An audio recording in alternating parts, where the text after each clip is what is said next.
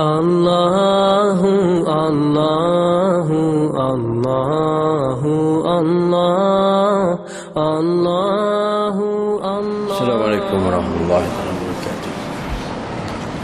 Bismillahirrahmanirrahim. Alhamdulillahirabbil alamin wassalatu wassalamu ala asyrafil anbiya'i wal mursalin wa ala alihi wa sahbihi ajma'in. Qala rabbi shrah li sadri wa yassir li amri wahlul 'uqdatam min lisani yafqahu qawli. Allahumma 'allimna mimma jahilna wa 'allimna ma yanfa'una. Allahu rabbi zidna ilman nafi'a zidna ilman nafi'a zidna ilman nafi'a. Allahumma alhimna bi ilhamil malaikatil muqarrabin wal karubin. Wa sallallahu ala sayyidina Muhammadin wa ala alihi wa sahbihi ajma'in. Ilahi anta maqsudi wa ridaka matlubi. A'tini mahabbataka wa ma'rifataka sawa'an azim. Alhamdulillah, teman-teman, syukurlah kita kehadrat Allah Subhanahu wa taala.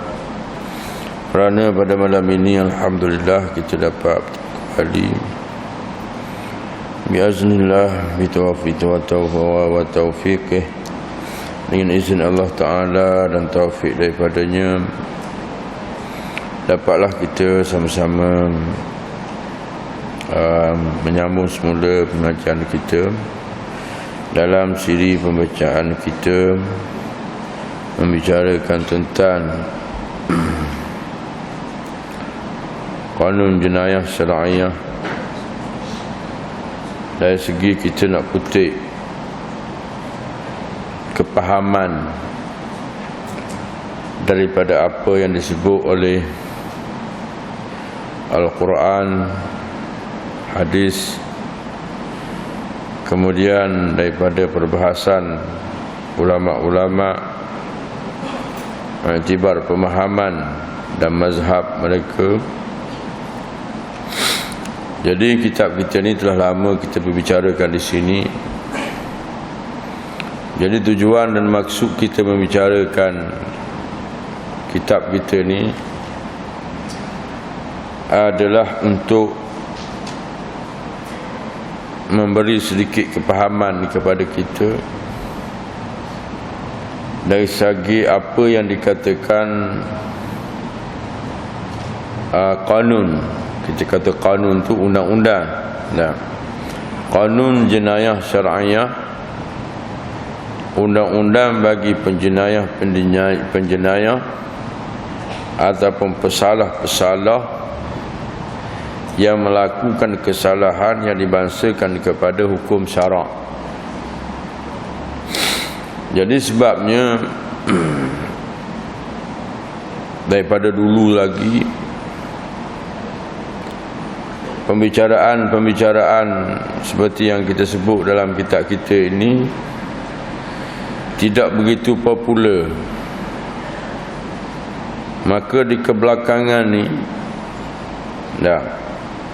setelah ada ulama-ulama yang menyuarakan, setelah ada mereka-mereka yang bercita-cita untuk melaksanakan hukuman ini dalam sistem bernegara,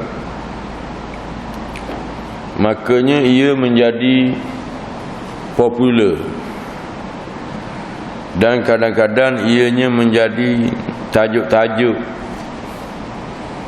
dalam surat-surat khabar, tajuk-tajuk dalam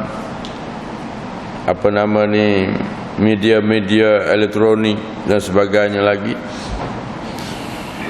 Cuma hak tinggalnya bagi kita dari segi kepahaman dia. Orang duk cara hukum hudu. Jadi sekat tu je lah. Sekat hukum hudu je lah. Kita orang kampung pun pandai sebut retek dah, hukum hudu. Apa benda hudu tu? Itu dia. Jadi dari segi kitanya dalam pembicaraan fiqh, start daripada ulama-ulama yang mu'tabar, dia mengambil kesimpulan daripada pemahaman mereka masing-masing, maka mengikut perjalanan mazhab mereka masing-masing, benda ni diolah mengikut kepahaman mereka daripada pemahaman Al-Quran dan mafhum daripada hadis-hadis Nabi, maka ianya dijadikan satu rubu'. Dan rubu'un tu maknanya satu bahagian daripada 4 perjalanan ilmu syariat, hukum syariat yang dikategorikan. Kalau yang pertama disebutkan dia dengan ibadat, yang ditentukan amalan-amalan yang bahasa khususi di atas hubungan antara seorang manusia dengan Allah, satu. Kemudian munakahat, iaitu membicarakan tentang perhubungan nikah kahwin ataupun perkahwinan yang berdasarkan kepada hukum-hukum yang diasaskan oleh syariat. Kemudian yang ketiga disebut dengan muamalat. Muamalat tu dia lagi secara lebih luas lagi mengenai orang panggil hubungan sosial, kehidupan antara manusia dengan manusia. Bagaimana cara mereka ini nak hidup, nak berurusan, nak cari makan, dan nak menjalankan satu ma'isyah, kehidupan yang betul sebagaimana yang dikehendaki oleh Allah Subhanahu wa taala, supaya manusia itu terselamat daripada benda-benda yang bentuk apa yang dikatakan kezaliman, gharar, tipu dan sebagainya lagi. Maka disebut benda tu dalam ahkamul muamalat. Baik. Kemudian yang keempat, demi menjaga manusia di atas sifat keselamatan dan kesejahteraan kehidupan manusia ni, apabila manusia dikuasai oleh sifat al-ghadbah, yakni emosi yang begitu tinggi, emosi yang bercelaru, emosi yang tidak berproksikan kepada tauhid kepada Allah dan sebagainya lagi, maka timbullah daripada emosi yang tak baik, emosi yang bercelaru atas diri manusia tadi, timbullah perkara-perkara yang sumbang, perkara-perkara yang mencemar, perkara-perkara yang orang panggil keluar daripada batasan-batasan atau normal-normal kehidupan. Mudah katanya manusia tadi melakukan jenayah. Jenayah tu banyak jenis lah jenayah tadi, yang dibuat satu peruntukan oleh syarak, yang dikenakan oleh penjenayah tadi akan hukuman yang dikatakan hudud, kisos dan sebagainya lagi. Maka kita sebagai orang Islam yang beriman kepada Allah Subhanahu wa taala, dalam proses kita kata hati kita ni bercita-cita, mengidam-idamkan bila kita nak tengok benda ni, maka sebaik-baiknya dahululah kita faham. InsyaAllah Islam akan berjaya. Berjaya. Dan sebagaimana Nabi sebut dalam hadis yang mulia, bada'al Islamu ghariban wa sayaudu ghariban kama bada'. Fatuba lil ghuraba. Datang Islam itu dalam keadaan dagang. Tak cakap nak hanja Nabi kita Islam ni, royak korang ni tak ambuh, royak korang ni tak ambuh, royak korang ni wak nganyi, royak korang ni wak suka, royak korang ni orang sini wak senda-senda, wak ejek-ejek dan sebagainya lagi. Maka berjayalah apa yang dibawa oleh Nabi kita sallallahu alaihi wasallam dengan pertolongan Allah Subhanahu wa taala. Maka kata Nabi, wa sayaudu ghariban, dan dia akan kembali menjadi dagang pula, sebagaimana yang kita ada sekarang ni lah.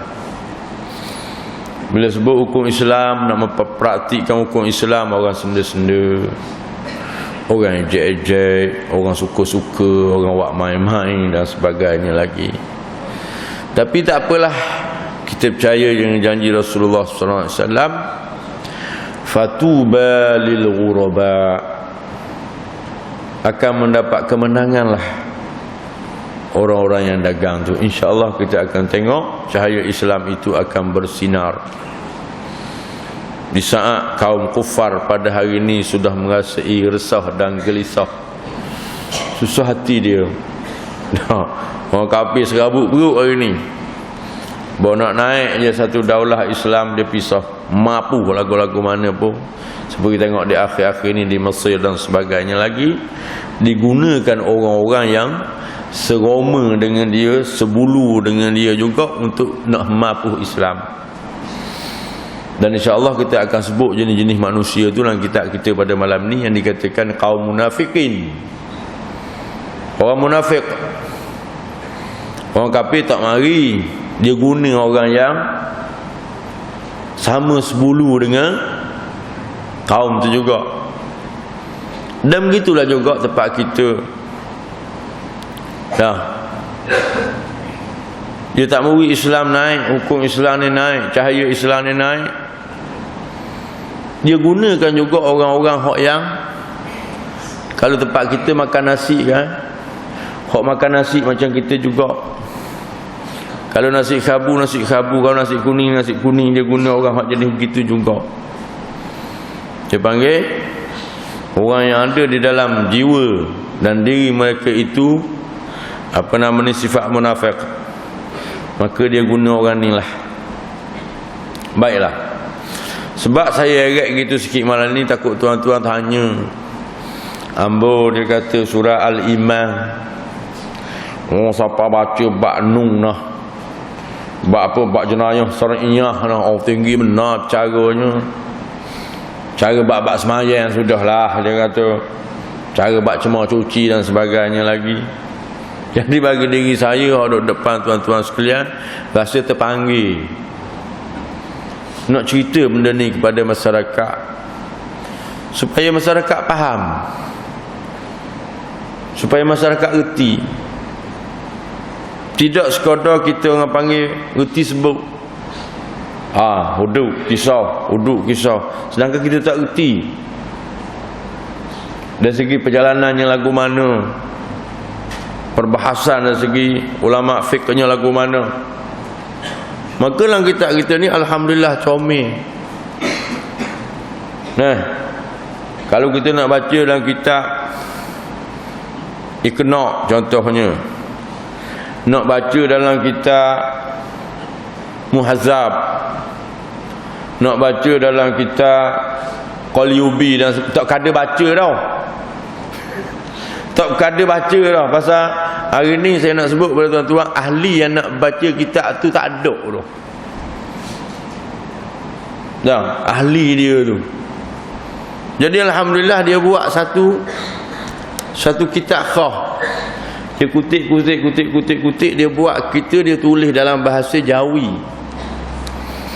Kalau hendak pandai Jawi, tulis Romi pula. Nak ajak kita faham benda ni. Jadi baiklah, sekurang-kurangnya bila kita faham perjalanan ahkam syar'iyah, kita akan dapat reti betapa indahnya, betapa comelnya agama Islam. Orang yang buat apa yang Tuhan suruh buat tu. Sebab Allah Subhanahu wa ta'ala dari segi tauhidnya, dia suruh beriman dengan asma' dia yang bernama Alim, yang bernama Hakim. Dah, asma' sekaligus ianya menjadi sifat bagi zat. Dah, maka dari segi pegangan akidahnya, bila Tuhan itu bersifat dengan Alim, bersifat dengan Hakim. Kalau dalam tauhid Asy'ariyah dia sebut Tuhan bersifat dengan qudrah, Tuhan bersifat dengan iradah, Tuhan bersifat dengan aliman, ilmun, aliman dan sebagainya lagi. Maka qudrah dan iradah Allah Subhanahu wa ta'ala itu tertakluklah ia kepada benda-benda yang mumkinat, yang mungkin. Dah, maka di antara benda-benda yang mumkinat ialah kita makhluk. Sekaligus ia bersifat dengan Khaliq, yang menjadi. Maka di atas kejadian dia tu Allah Ta'ala lebih mengetahui. Tuhan tu dia lebih mengetahui di atas kejadian yang dia jadi. Tiba-tiba macam mana makhluk yang dijadikan oleh Allah Subhanahu wa ta'ala nak pergi beta. Cakap bahasa hari ni nak pergi beta Tuhan. Sedangkan kita tak reti di atas makhluk, kita tak reti di atas kejadian. Hal keadaan kita tu nak buat seekor lalak pun tak boleh. Pernah Tuhan cabar orang kafir musyrikin. Kalau mu bisa sangat, mu hebat sangat, mu buatlah seekor lalak sudah. Buat lalak, lalak ha. Maka tak ada seekor habuk pun hok nak sahut cabaran Tuhan. Bila Tuhan suruh buat seekor lalak, tak boleh nak buat lalak. Ha? Maka Allah menjadikan dia Khaliq, menjadikan makhluk, dia menjadikan manusia. Dia terlebih tahu apa yang ada dalam naluri manusia, dalam diri manusia, dalam orak lendir manusia, dalam darah manusia, dalam hati manusia, dia lebih mengetahui. Maka Allah SWT beri satu tip ataupun cara kehidupan, yakni kehidupan beragama, dan dihantar dengan seorang Rasul. Rasul itu pemberitahu, Rasul yang mempraktikkan, Rasul yang menyampaikan. Dan apa yang disampaikan itu adalah berjalan di atas satu millah, yakni satu perjalanan agama yang dikatakan Islam. Jadi ikut manakah manusia ni yang boleh dikatakan bahawasanya hak yang datang daripada Allah Subhanahu wa ta'ala ni tak berapa molek, ataupun tidak sesuai dan sebagainya lagi. Apakah orang panggil kekuasaan yang ada pada manusia? Kelebihan apakah yang ada pada manusia? Kapal terbang raik sampai hari ni pun tak tahu. Dekat mana debemu? Kat mana bisa pun? Dua ayat kotak hitam, kotak hitam. Tempat jatuh tak tahu kat mana, duk tanya kotak hitam. Tak ke ketik bodoh sama. Nak tahu kotak hitam, nak tahu lu jatuh kat mana, nak cari kotak hitam. Oh, sebelum habis bateri dia kata nak cari kotak hitam. Cari dulu pak mana jatuh. Tu pun tak jumpa cari, dhaifnya manusia, lemahnya manusia.